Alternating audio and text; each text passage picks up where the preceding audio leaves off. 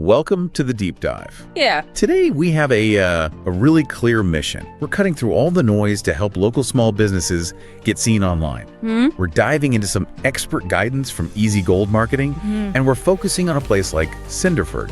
So this isn't about becoming world famous. Not at all. It's about localization. It's about how you make sure that when someone nearby needs what you sell, you're the first name they see. And that's the core of it, really. Localization.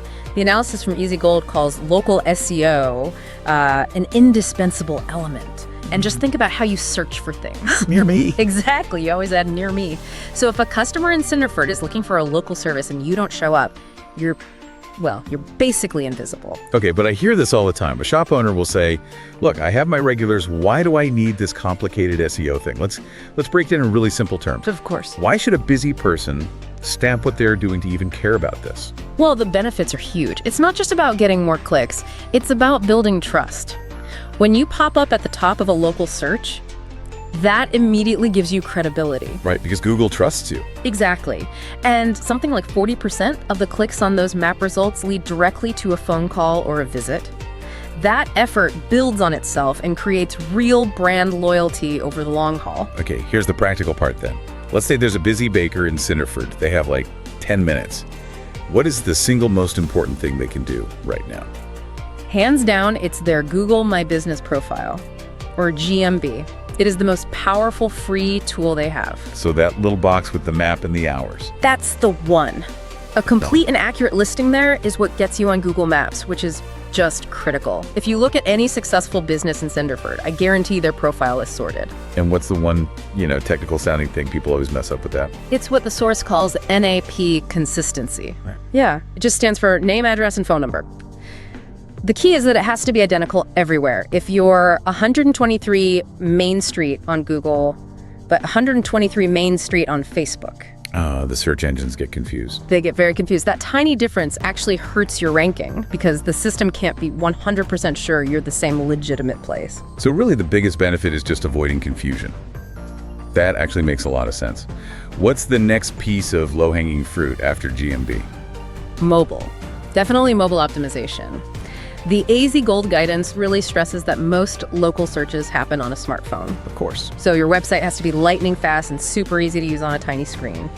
We've seen businesses lose a third of their mobile traffic just because the contact button was hard to find. Wow.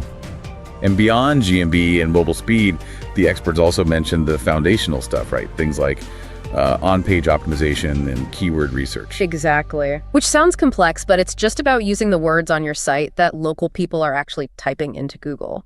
And that all connects back to the customer experience, I assume. It does. The Easy Gold guidance talks a lot about local reviews. Positive reviews they're basically digital word of mouth. They boost your credibility and really influence whether someone chooses you or your competitor. So you have to ask for them. So we've got the essentials covered. But the sources also pointed toward what's next. They mentioned AI-driven strategies and voice search. Right. Is that something a small business owner needs to panic about today? No, not at all. Think of it as future-proofing. Voice search optimization, for example, is really just about answering questions naturally. Like someone asking their phone. Where is the best lunch spot in Cinderford? It just means your website content should be conversational and direct. You can start working on that right now. So when you boil it all down, what does this all mean?